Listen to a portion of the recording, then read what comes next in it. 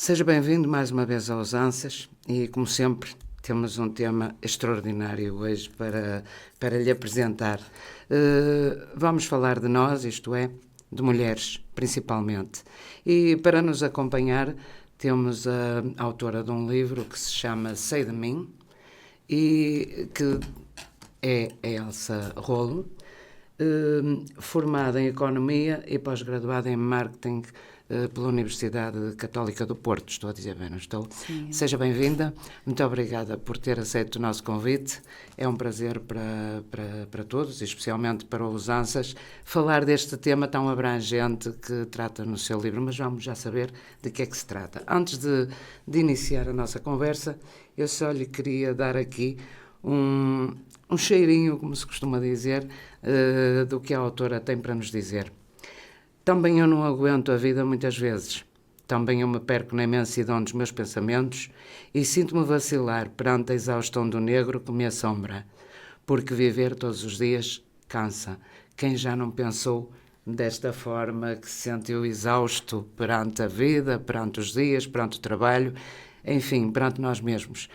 Mais uma vez, seja bem-vinda.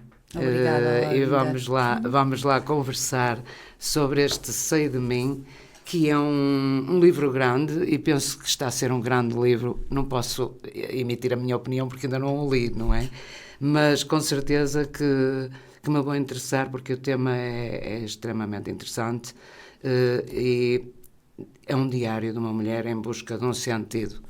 Será que nós temos que nos debruçar sobre estes sentidos que fazem a vida mais afincadamente?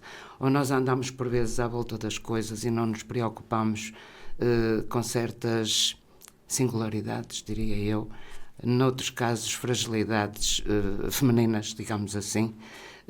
O que é que a Elsa tem para nos dizer sobre isso?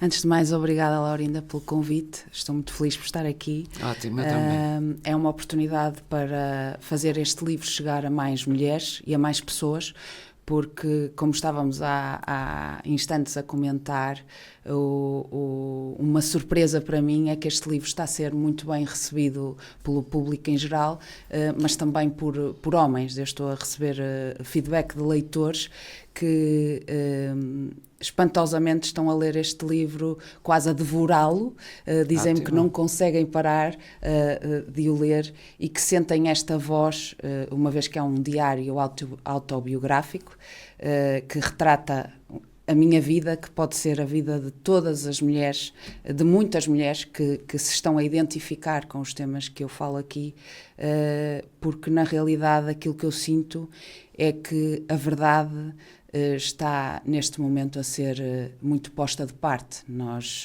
vivemos muito preocupados com a aparência, com a perfeição. As redes sociais incitam-nos muito a nós mostrarmos só pedacinhos da nossa vida, mas nós temos um mundo dentro de nós. E foi isso que eu quis falar.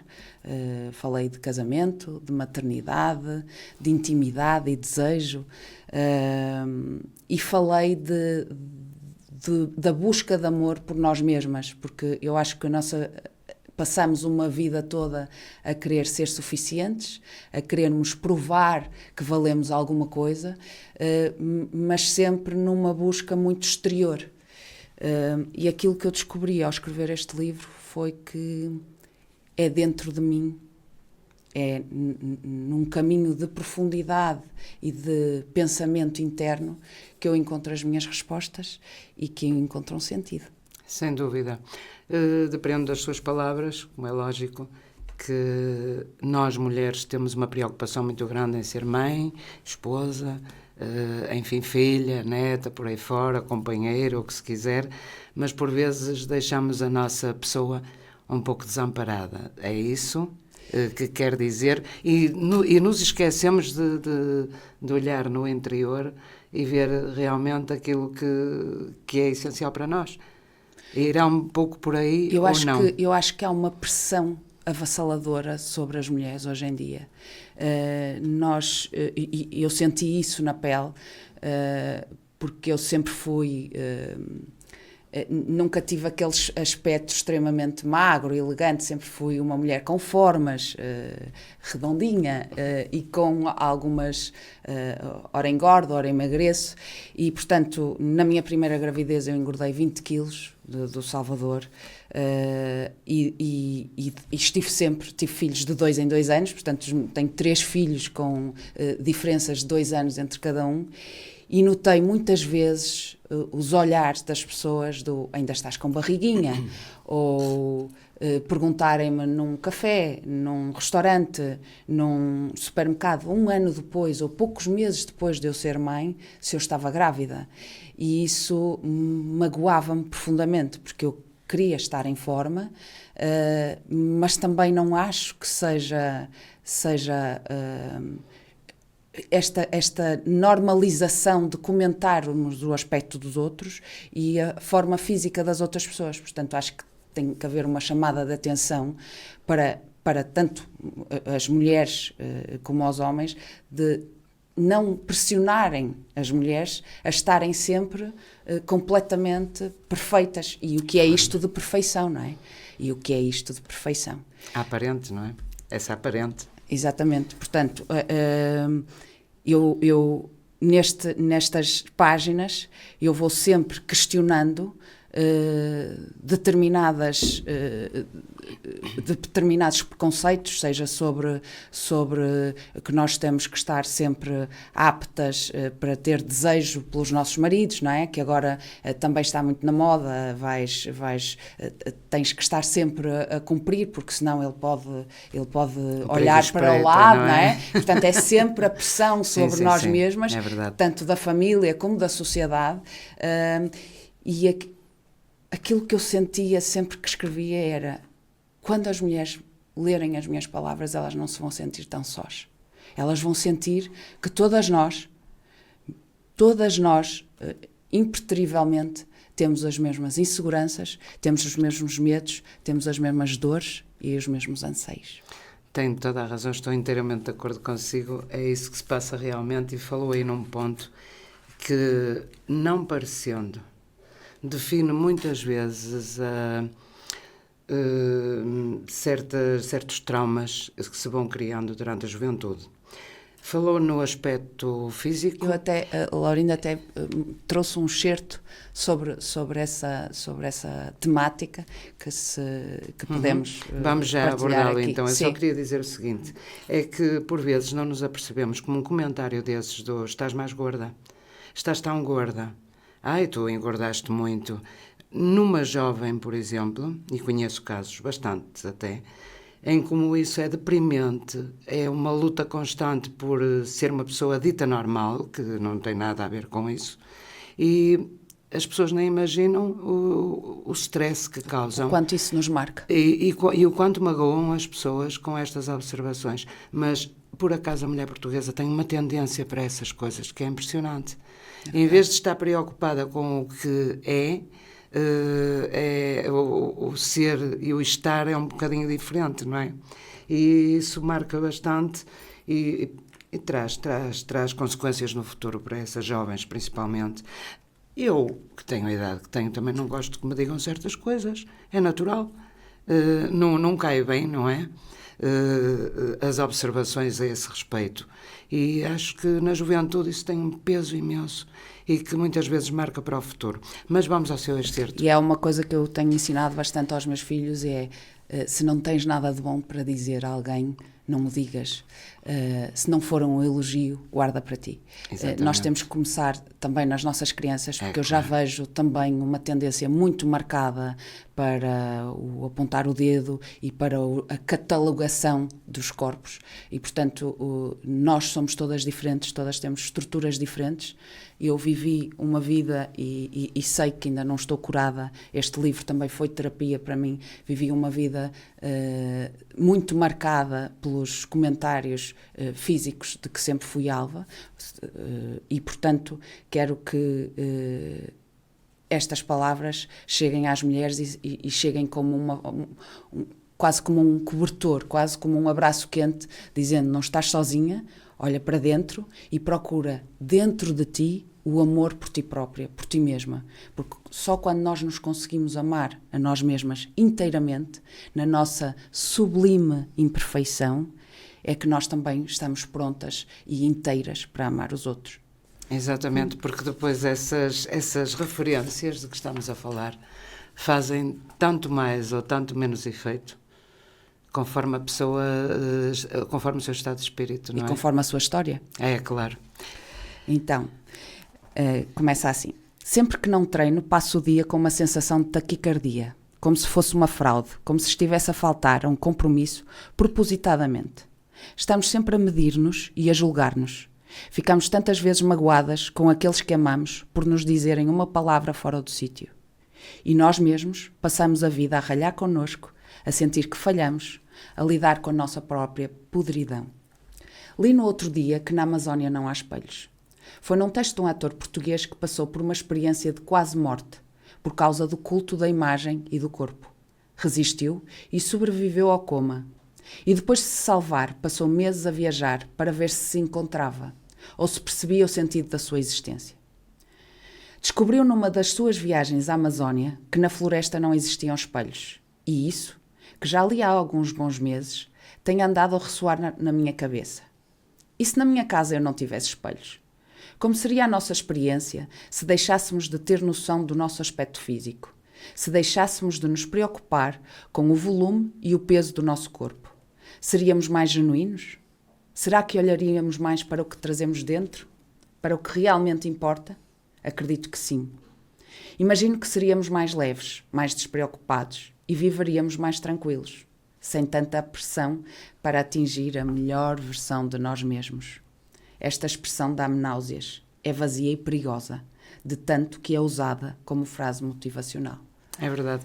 São os chavões, não é? Sim, e causa uma imensa pressão para nós estarmos sempre a competir com nós mesmos. Sempre, eu tenho que ser a melhor mãe, eu tenho que ser a melhor esposa, eu tenho que ser boa filha, como a Laurinda disse há instantes, eu tenho que estar sublime, tenho que estar bem fisicamente, portanto também tenho que treinar, eu tenho que ter o jantar pronto em casa para a minha família, eu tenho que ser boa profissional, eu tenho que atingir aquele objetivo. Portanto, nós estamos sempre a correr, sempre numa corrida contra o tempo, contra os outros, contra nós mesmos, e com uma necessidade de provar, não é? De provar que conseguimos, de provar que alcançamos. E esta cena a melhor versão de ti mesma, tens que melhorar todos os dias, tens que fazer todos os dias mais um bocadinho. Não.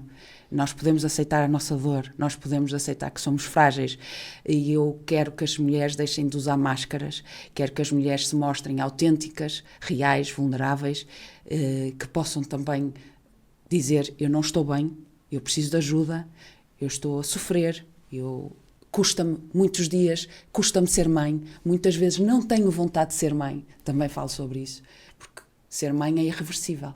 Claro que sim. E eu falo que essa condição de irreversibilidade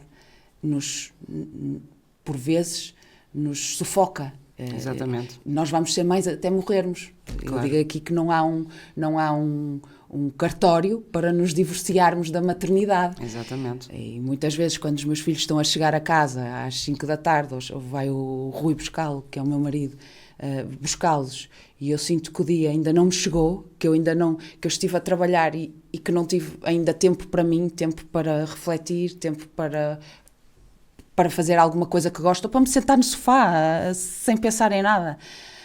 E sentes aquele sufoco de uou, chegam 3 crianças, e então o que é que começa? Começa tudo, não é?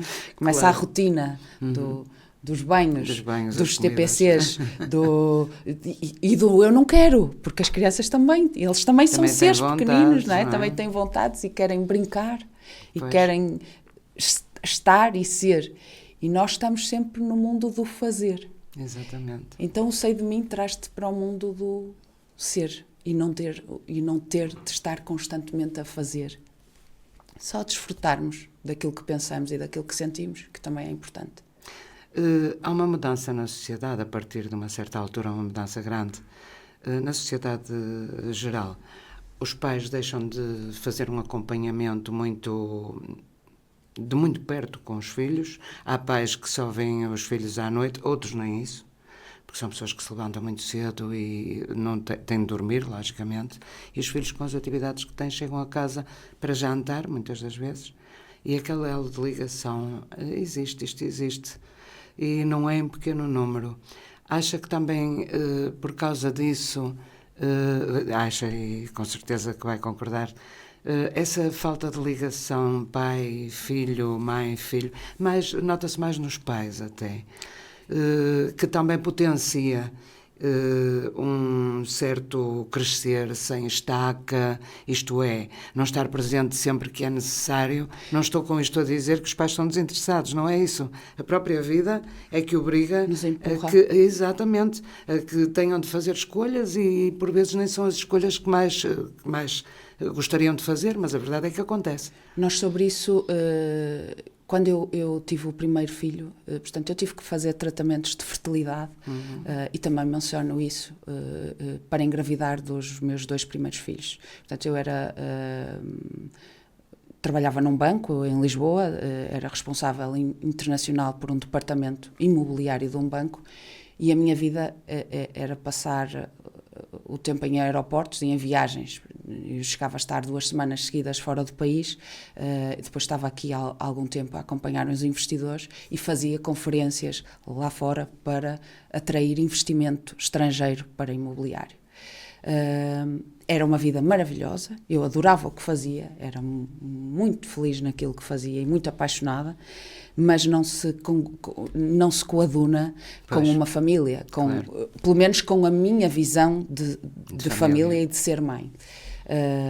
E então aquilo que nós decidimos quando tivemos o Salvador, depois de termos tanta dificuldade em engravidar, eu cheguei a picar-me, a injetar as hormonas, os tratamentos, a levar no aeroporto até que passar as agulhas todas pela polícia, porque não podemos levar, e depois a chegar às casas de banho antes de reuniões e a picar-me, é óbvio que não deu resultado. Portanto, o primeiro tratamento foi... Sim, nós estamos... As mulheres estão a fazer uma parte tão importante para si, que é serem mães, mas não se estão a dar tempo.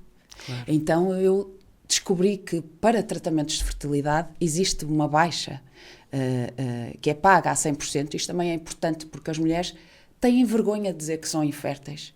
Portanto, nós dizemos que somos diabéticos, dizemos que temos asma, dizemos que sofremos de enxaquecas, mas não dizemos que não conseguimos ser mães. Mas porquê que nos escondemos? Porquê que temos vergonha de assumir algo que é uma fragilidade, mais uma vez, nós sermos reais e verdadeiros.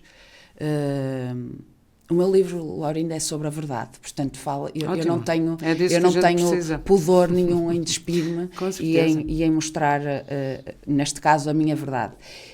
Então eu parei de trabalhar pela primeira vez na vida, porque eu já tinha tido acidentes de viação em que tive que assinar termos de responsabilidade, porque eu ia trabalhar mesmo toda a partida, eu queria ir trabalhar, era só para ver a diferença. Então houve um momento em que eu escolhi-me, em que eu me escolhi a família, escolhi o meu amor, o Rui, e escolhi ter filhos com ele. E então parei, consegui assim engravidar do Salvador, e depois, quando ele tinha 1 ano, eu pensei, eu já não quero voltar àquela vida. Eu não quero voltar a esta vida de estar fora tanto tempo e de não ver o meu filho crescer e não ver todos os passos dele, acompanhar todo o crescimento dos meus filhos. Então, decidimos mudar de vida. Portanto, eu despedi-me do banco, o meu marido vendeu a parte dele da empresa, tínhamos acabado de construir uma casa em Lisboa, com uma casa, não era um apartamento. Nós construímos uma casa com um jardim, com piscina e deixamos tudo para virmos viver uma vida mais real e autêntica. Portanto, assumimos um risco, pusemos a casa à venda, viemos para Viana do Castelo, já com a segunda filha nos braços, com seis meses, com a Benedita, E criamos um turismo a que eu lhe chamei Filhos da Terra, que eram os meus filhos que eu queria ver de pé descalço, e o regresso à minha terra, não é? À minha terra onde eu cresci, onde eu estudei, antes de ir para o Porto e de ir para Lisboa trabalhar.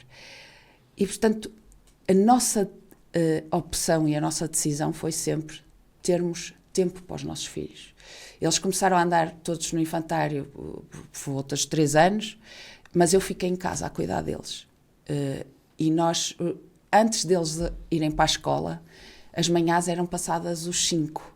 Estávamos todos juntos, primeiro os dois, com o Salvador e com a Benedita, e depois, quando nasceu o Martim, portanto, brincávamos com eles, se chovia íamos para o monte com eles, calçávamos botas de água, íamos apanhar folhas, isto tudo antes deles irem para a escola. E depois eram dos primeiros, eles eram os últimos a chegar à escola e eram os primeiros a regressar a casa. Isto porquê? Porque eu escolhi esta vida e porque eu escolhi não perder 1 minuto da vida dos meus filhos na infância. Mas nem toda a gente pode fazer isso. Claro que não. É óbvio que as minhas escolhas tiveram consequências, não é? Claro que sim. Portanto, eu deixei uma vida extremamente boa, extremamente abundante, e vim assumir o risco de trabalhar por conta própria, de não ter um rendimento na conta todos os meses. Portanto, as nossas escolhas têm sempre uma consequência, e essa foi a consequência que eu escolhi e que também me deixou,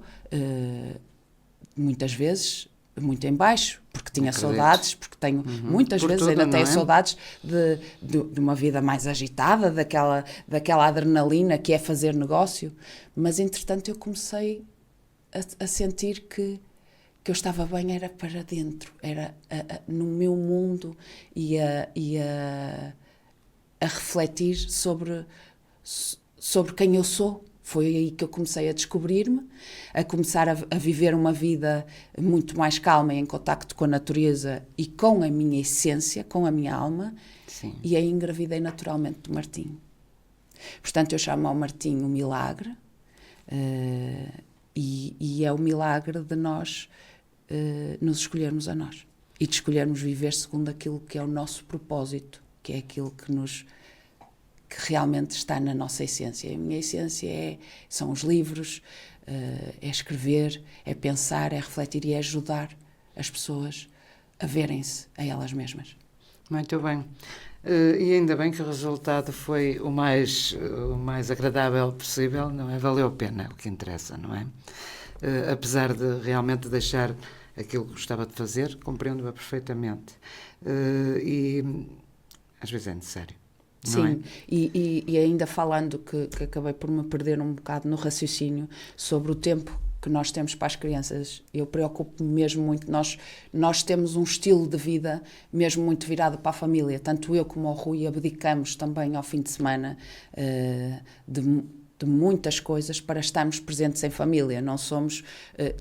Temos o nosso espaço durante a semana, como somos empresários e como trabalhamos por conta própria, eu tenho espaço para ir almoçar com as minhas amigas, para de vez em quando ir jantar com amigas ou com amigos. O Rui faz a mesma coisa, portanto é muito importante num casal e num casamento.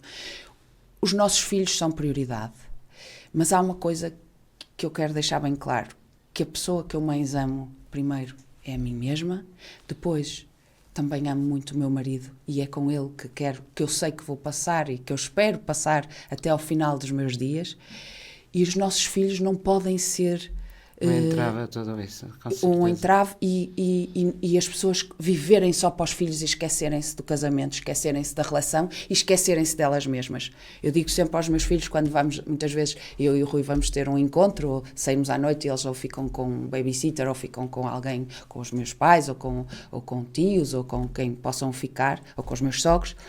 Porquê é que vocês vão sair e vão nos deixar sozinhos? E que eles são muito expansivos e querem também, estão muito habituados a estar connosco e a ter a nossa presença, e nós dizemos: papai e a mamãe precisam de namorar, precisam de tempo para eles, Porque se nós não tivermos tempo para conversar, é óbvio que numa mesa de 5 pessoas com 3 crianças, eu quase nem consigo comunicar com o Rui, não é? Quase nem conseguimos ouvir. É a birra do Martim que quer o carrinho, é a Benedita que quer o copo verde em vez do copo azul, e portanto as crianças sempre assim pegadas, não é? Claro. E eu e o Rui às vezes queremos falar sobre o nosso dia, e onde é que temos esse espaço? Não temos.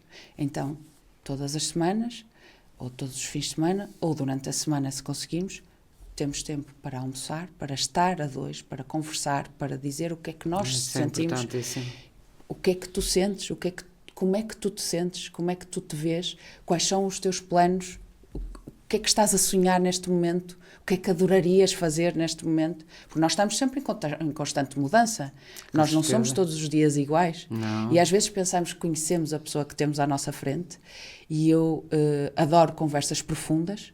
Eu já não consigo, Laurinda, estar à superfície a falar de trivialidades. Eu preciso muito de conteúdo e de verdade. Então, às vezes, eu pego num jogo que tenho com perguntas e faço ao Rui, e ele faz-me a mim. E também já fazemos aos nossos filhos, para aprendermos a refletir, não é? E às vezes descubro coisas que fico completamente maravilhada, e é como se estivesse a abrir novas caixinhas da pessoa que está ao meu lado, e apaixono-me novamente, porque estou a ver ali um homem que eu já nem me lembrava, não é? Que me surpreende e que me está... Apesar do tempo que já estão juntos, que passa, não é? Sim, exatamente. Sim, e isto é algo muito importante para nós mostrarmos aos nossos filhos, que eles vão crescer sabendo que eles são as pessoas mais importantes do mundo para eles. Eles têm que construir a sua própria identidade e têm que construir o seu próprio caminho, e eu existo para além deles, e eles existem para além de mim. Eles não são os meus filhos, eu fui um portal, não é? Fui uma janela, uma porta para eles virem ao mundo, mas eu tenho que os deixar construírem o seu próprio caminho. E, portanto, nós criamos os nossos filhos com independência, a gostarem de estar consigo mesmos, a respeitarem o espaço dos pais. A Benedita, e penso que está aqui escrito, tenho saudades de ir para um hotel, mamã. Podemos ir uns dias para um hotel, eu deixo-te ir para o quarto, eu fico à porta do quarto para tu estar sozinha a pensar, a olhar para as árvores e a escrever. Portanto, os meus filhos já sabem quem eu sou. E já sabem, e o pai? O pai fica a brincar connosco. Claro. Porque eles sabem que a mãe brinca, que a mãe está presente, mas a mãe gosta muito de contemplar e observar. E, portanto, cada um já sabe o lugar que ocupa e qual é a sua essência. Este respeito, Laurinda, pela essência de nós mesmos. Isso é fantástico. E outra coisa que não posso deixar de falar, que é as tecnologias. Nós somos muito preocupados em relação aos nossos filhos, em relação aos telemóveis, aos iPads, aos Playstations. Eu ia fazer essa pergunta depois. É isso, Laurinda. Com regras? Nós não usamos, com muitas regras, ou não se usa? Nós não usamos telemóveis à mesa. Portanto, não existem... comunicações a essas horas. A hora é sagrado, para nós as horas das refeições são sagradas. Depois, a televisão, nenhum filho meu liga uma televisão sem autorização nossa. Nós não vemos telejornais, não vemos televisão há 10 anos, eu e o Rui não vemos televisão, vemos uma série ou um filme, os dois, o que querem ver, não é? Mas também, e os meus filhos vêm de vez em quando, às vezes nem se lembram da televisão, porque nós no fim de jantar vamos dançar. Costumamos ligar a música e dançamos e fazemos jogos com eles. Portanto, estamos presentes com eles. Portanto, eles vão para a escola agora, não é? Que já andam na escola, na primária, a Benedita e o Salvador, eles entram para a escola às 9, chegam a casa às 5. A partir daí o tempo é deles. É nosso, é de todos. Vamos a um restaurante. toda a gente, nós damos nas vistas, porque os nossos 3 filhos não estão com o telemóvel à frente nem com o iPad, pois, que é muito mais fácil para nós, seria muito mais fácil. O que é que nós levamos? Levamos legos, levamos carrinhos, levamos para a Benedita, levamos canetas de pintar, cadernos, livros de trabalhos manuais, portanto nós temos que andar sempre com uma mochila. Mas então se vamos almoçar fora, ou jantar fora, todos em família, eu vou pôr o telemóvel ao meu filho para ele estar caladinho, porque eles depois ficam muito bem comportados. Pois ficam. E a nós dizemos imensamente assim, bem. Os seus filhos são tão vivos, são tão mexidos. Pois são, porque eles não estão habituados, mas querem, eles adorariam, estão sempre a pedir telemóveis ou iPads. Sim. Não somos fundamentalistas, já houve dias em que um deles está super cansado, está a ficar adoentado, o restaurante demorou muito tempo e podem então ver um bocadinho, porque aquilo já estão há 2 horas sentados ou assim, mas eu não enfio um telemóvel na frente do meu filho para ele não me incomodar. Certo. Se custa... custa muito. Pois, então, com 3 é preciso pequeninos... substituir o telemóvel, não é? É preciso ser criativo. E claro. não temos tanto tempo para nós. Claro. Por isso é que é importante fazermos estas divisões. E depois, às vezes, chegam as crianças lá a casa e para brincar com o Salvador ou com a Benedita. Podemos ir ver um filme ou ver bonecos ou jogar qualquer coisa numa PlayStation velha que o Rui tem de há 20 anos atrás e que de vez em quando eles lá... Não podes. Tu vieste para a minha casa para brincar com o Salvador e com a Benedita ou vieram? Não. Tem puzzles, tem jogos de tabuleiro, podem ir lá para fora, podem ir brincar com a bola, podem fazer...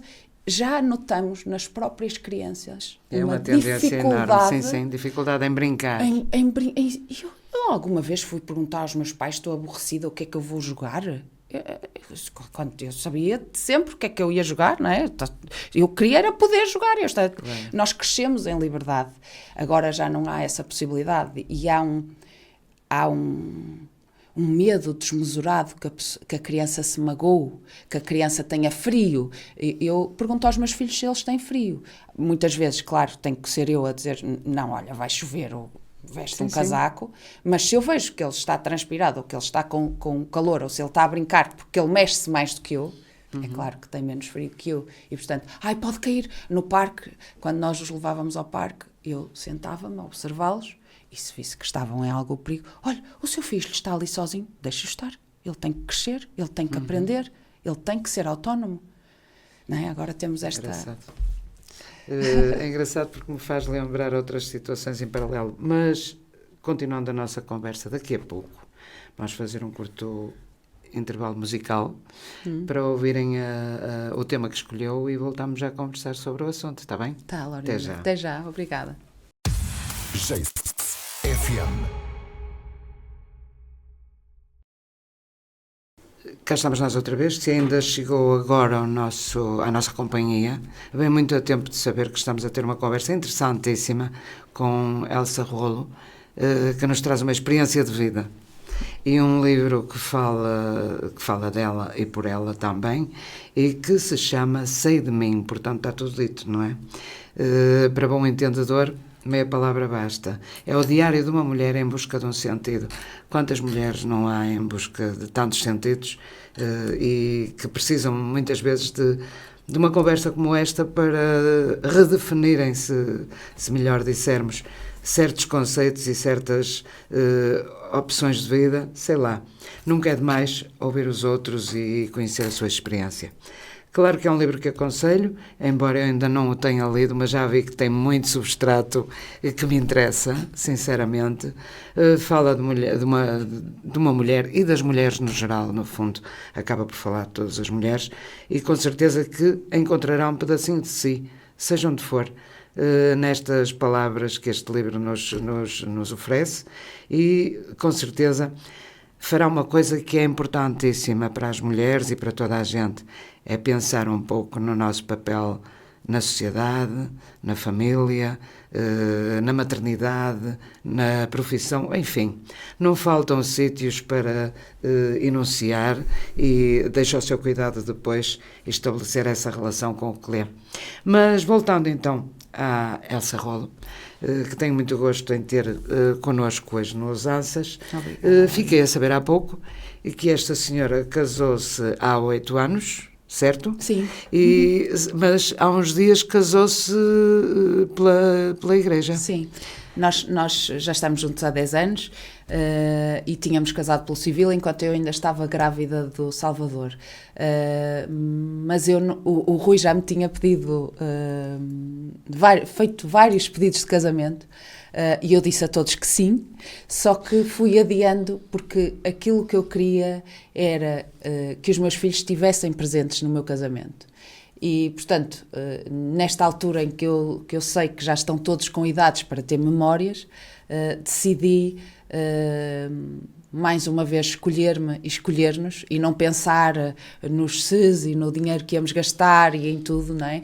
Nesta fase, porque nunca é a fase ideal, não é? Para nada, e vamos geralmente. adiando os nossos sonhos. E eu pensei, não, este é o momento ideal.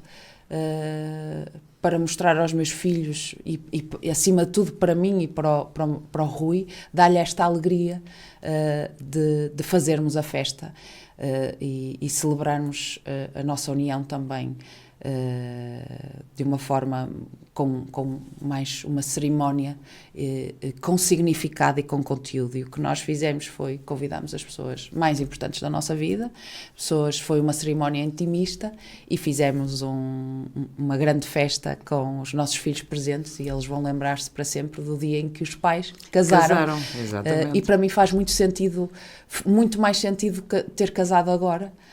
E foi algo que eu disse nos votos ao Rui, foi que 8 anos depois, sim, eu estou apaixonada por ele e quero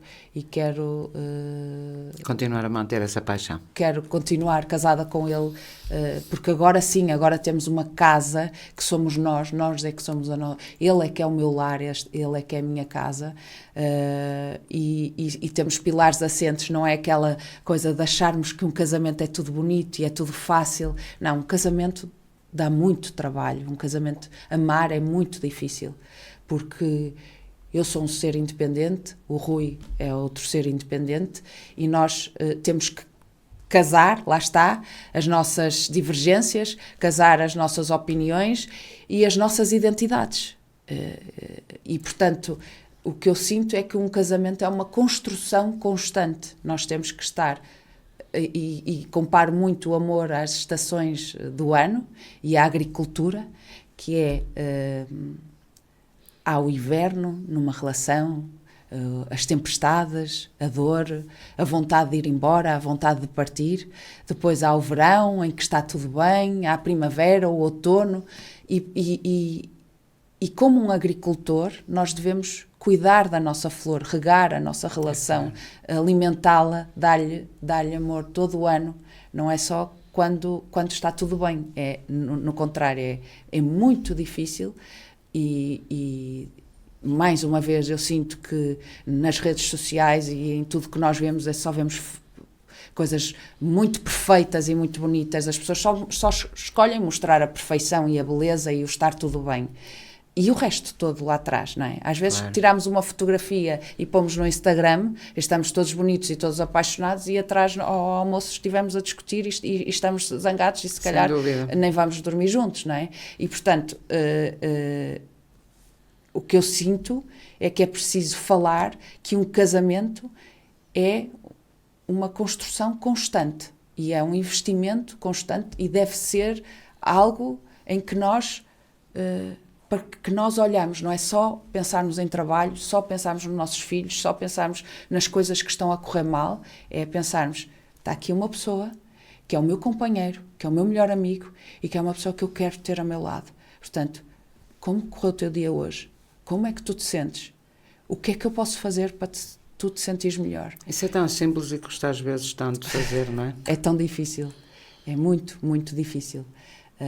Só que eu não acredito em casamentos perfeitos, eu não acredito em relações, em casais. Acredito em bons casamentos. Acredito em bons casamentos. Exatamente. Não acredito em casais que não discutem. Acredito que o mais importante não é não discutir, é a forma como nós, e que eu fui aprendendo, que eu sou um vulcão, eu sou um vulcão em erupção constante, portanto, eu quando conheci o Rui, eu tinha tudo o que eu pensava, eu achava que isto é que é liberdade, não é? Eu penso e eu digo. Não, isto não é liberdade. Liberdade é nós sabermos o que sentimos e escolhermos ser polidos nas palavras. Escolhermos dizer aquilo que sentimos de uma forma que não vá magoar a outra pessoa. E refletirmos, porque não... Alguma subtileza, não é? Sim, e com polidez. E refletirmos, se eu me estou a sentir triste hoje, eu vou dormir sobre o assunto. E às vezes acontece de eu nem responder ao Rui, ou de ter acontecido qualquer coisa que me magoou, e eu, em vez de reagir a quente, o que eu vou fazer é tirar tempo para mim, refletir, dormir. Às vezes um dia é suficiente, às vezes umas horas são suficientes, mas às vezes eu preciso de uma semana para integrar aquilo que eu estou a sentir e perceber qual é a necessidade dele para me ter embatido com a minha identidade. E então agora, eu depois de refletir, vou falar de uma forma calma, de uma forma meiga e de uma forma que não cause ainda mais dano. Claro. E comunicar é muito difícil. E nós temos que aprender a comunicar. Eu tenho que aprender a comunicar e quero todos os dias arranjar uma forma melhor para escolher as minhas palavras. É importantíssimo. Não é só com o seu marido. É com todos? É que um problema que estamos a assistir na sociedade atualmente é que as pessoas... A frontalidade, eu acho muita piada ao termo frontalidade, porque geralmente confunde-se com má educação, não é? Eu sou frontal, digo o que penso e digo como quero e acabou-se. Não pode ser. Mesmo com os outros, não seja só com a família, muito menos com a família, porque é que vive connosco todos os dias, não é? Mas há uma tendência para falar com as pessoas com uma certa agressividade e até falta de educação na maneira como se aborda o outro, principalmente quando se quer destruir a imagem, não é? Ou pô-lo em xeque, digamos assim. E há uma falta de cuidado com essa comunicação que, por vezes, certas coisas fossem ditas de outra maneira, isto é quase como nas guerras, não é? Se fossem feitas de outra maneira, nós chegaríamos a vias de facto, não é? Eu acho que a palavra é uma coisa que pode ser uma maravilha, como pode ser uma espada em cima da cabeça, não é? É a mesma coisa. Portanto, acho que é isso de que está a falar na sua vida, é uma máxima que deveríamos aplicar sempre, fora e dentro de casa, entenda-se. Sim. Porque, por vezes, lá está, é como estás gorda, pronto, vem a dar o mesmo, não é? A maneira como se dizem as coisas é que faz o primeiro impacto, é o primeiro choque. Bom ou mau, não é? Depende, os choques muitas vezes também não são maus, não é? Não. Depende da maneira como eles acontecem. Sim, em relação à comunicação, nós, uma forma que me ajudou muito a aprender a dizer as coisas de outra forma foi o meu reencontro com Deus. Eu, à medida que fui escrevendo este livro, fui procurando o Deus que eu tinha perdido há algum tempo. Eu não o encontrei nas igrejas, eu encontrei-o na natureza, encontrei-o nas conversas que eu tinha comigo mesma, e encontrei-o nos pensamentos que eu ia recebendo, algumas vozes. Nós todos os dias, quando saímos de casa, algo nos diz assim: leva o casaco, ou leva o guarda-chuva. E nós podemos escolher ouvir a voz, ou não a ouvir. E eu comecei a escolher ouvir, porque comecei-me a perceber que quando eu não levava o casaco, eu tinha frio. E quando eu não levava o guarda-chuva, chovia. E isto em muitas outras situações. Então eu comecei a escrever e a falar com Deus, enquanto escrevia. E enquanto escrevia, eu ia recebendo as respostas. E eu fui percebendo que Deus está em todos. Deus está nas flores, está aqui connosco, está nas árvores, está em toda a população e em todos nós. E acho que, mais uma vez, quando vamos para dentro, é um movimento de oração também, e em que nos vamos reencontrando com a nossa alma e com Deus. E esta espiritualidade fez-me também ver que hoje em dia fala-se muito em espiritualidade, mas é em procurar mais uma vez fora. Eu vou a um retiro, e eu adoro retiros, atenção, eu agora sou um ser livre e vou dizer tudo aquilo que eu sinto e que eu penso, e então alguém te convida para um jantar e tu dizes, eu não vou porque não me apetece, hoje não me apetece. E não sabemos se isto magoa alguém. Eu recebi respostas a um convite para o casamento de uma pessoa que me disse, não estou com vontade, não estou para aí virada. E isto não é espiritualidade. Espiritualidade é nós. Convidou a pessoa para o casamento e as pessoas responderam, porque eu agora sou muito transparente, e transparência não é liberdade. Mais uma vez, a escolha das nossas palavras. Está a ver? Exatamente. É disso que eu estou a falar. Nós sermos livres não é impactarmos a vida dos outros. E é isso também que eu ensino aos meus filhos. Tu és um ser livre, mas tudo o que tu fazes tem uma consequência. Claro. E, portanto, preocupa-te em que os teus atos e as tuas escolhas não façam mal a ninguém. Aí estás a ser um ser em liberdade. Mas preocupa-te também com os outros. Porque agora também estamos num culto da individualidade, não é? Não é só... e daí a minha necessidade de servir. Eu estive 3 anos numa associação aqui em Viana que se chama ACISF, que é uma associação que ajuda mulheres, e a nossa missão e o nosso sonho, o nosso projeto foi criarmos uma casa-abrigo para jovens mulheres, que vinham migrantes que podem vir. Vinham porque já não existe essa associação? Não, eu já fiz um mandato, sim. E entretanto a associação continua e continua a mostrar serviço e a ajudar as mulheres vítimas de maus tratos e em situações precárias. Portanto, sermos livres também é escolhermos amar, escolhermos ser amor e dar amor aos outros. Portanto, temos que também encontrar uma parte de nós que está pronta para servir, para fazer... aquela frase do sermos melhores todos os dias, eu diria, preocupa-te em todos os dias deixar o mundo um bocadinho melhor do que o que tu encontraste, não é? Isso contribuir sim, para nós. Contribuir para fazer alguém feliz. E alguém feliz pode ser no café, enquanto alguém nos serve um café e dizer, o seu café hoje estava espetacular. Ou como eu digo aos meus filhos, olha, agradeçam às senhoras da cantina, digam às cozinheiras, vocês estão-me sempre a dizer que a comida é boa, já lhe disseste que a comida é muito boa? Ou dá um abracinho auxiliar àquelas senhoras que todos os dias estão no recreio a fazer com que a preocupar-se que vocês não se magoem, que vocês estejam, que não haja brigas, não é? Que não haja confusão. Todos os dias elas dão para vocês. Já lhes disseram que elas estão bonitas hoje? Já lhes deram um abraço a dizer, gosto muito de ti, obrigada?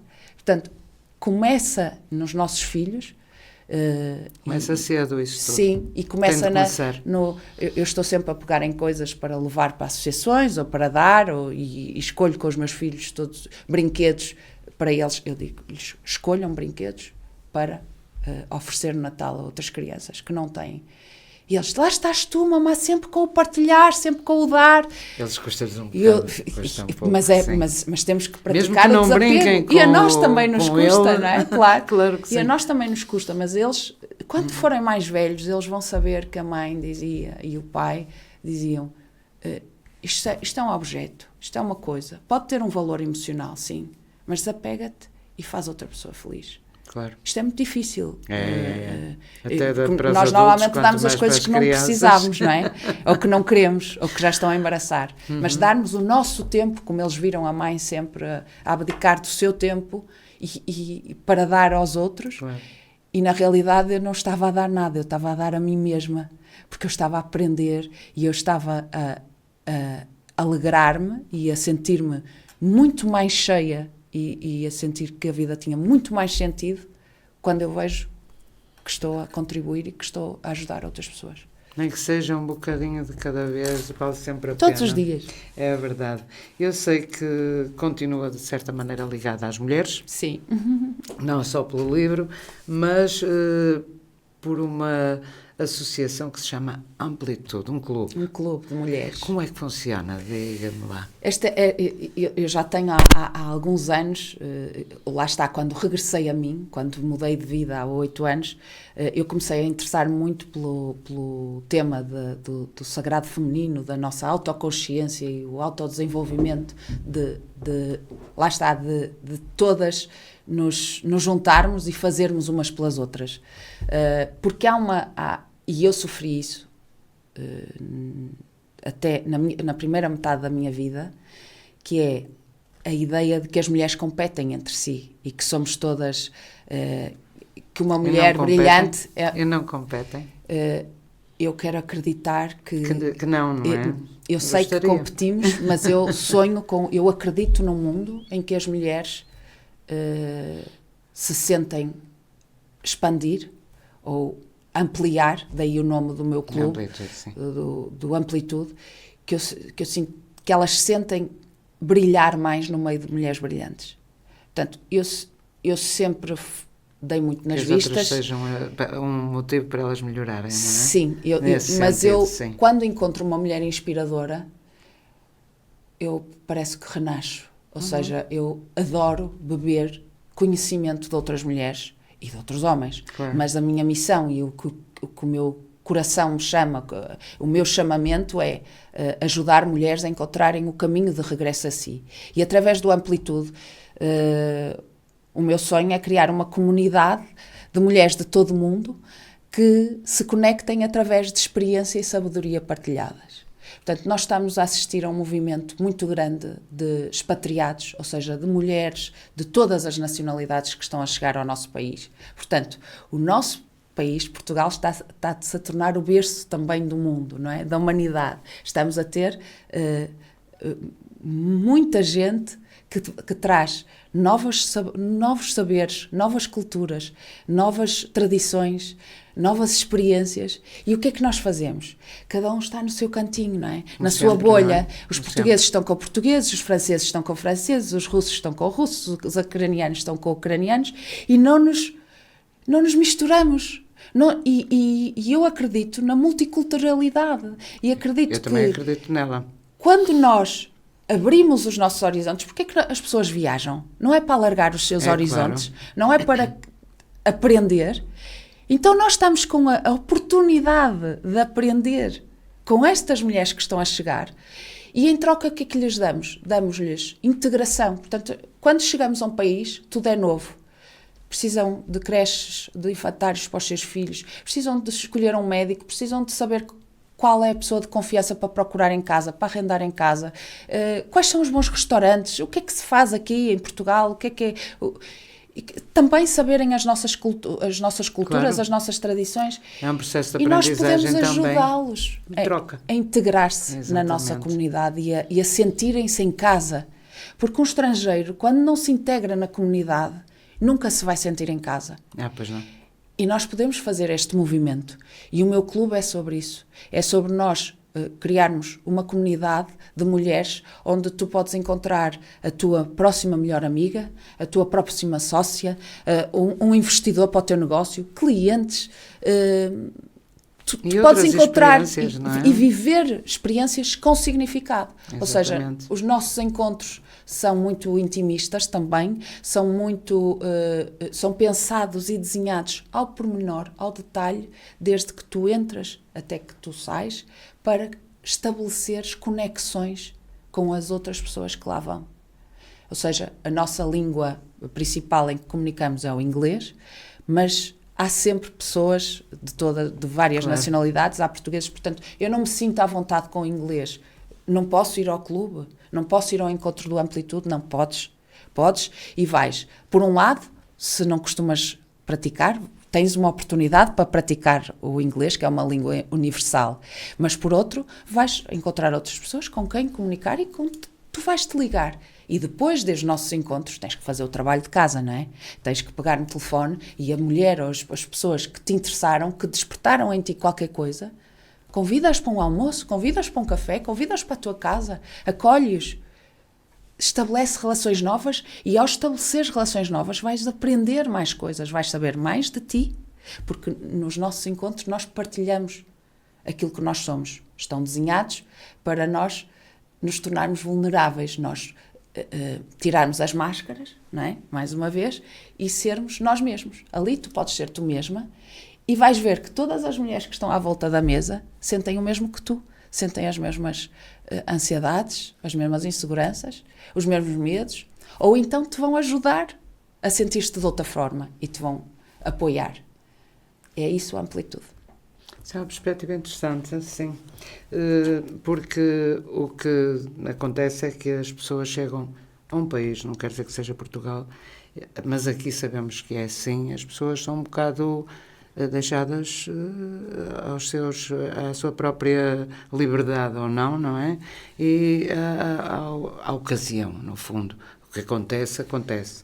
Mas isso também era outro assunto que diz muito respeito às mulheres hoje em dia, porque há sempre, quando nos procuram, por alguma razão há de ser, e nós temos de receber as pessoas tal como fomos recebidos há uns valentes anos atrás, por esse mundo fora, e que nem sempre, nem sempre foi fácil. As situações foram fáceis de ultrapassar, portanto temos de pensar nisso e acolher, desde que, claro, tenhamos a confiança necessária para o fazer. Isso faz-se com o tempo, também é preciso as pessoas conhecerem. Com naturalidade. E com naturalidade. Elsa, foi um gosto enorme. Obrigada, gostei muito desta visão da vida, que realmente quem nos ouve há de dizer, pois é tudo fácil e tal, por vezes não é tão difícil também como se apresenta. E está naquele cliquezinho que temos de dar ao que fazemos e ao que dizemos, principalmente, não é? E ao que somos. E ao que somos, pensamos. Sim, e ao que pensamos. Também. Não deixando de ser nós mesmas, mas contribuir para a melhoria dos outros é sempre muito bom. E acho que é essa a missão de toda a gente na Terra, acho eu. Acredito nisso.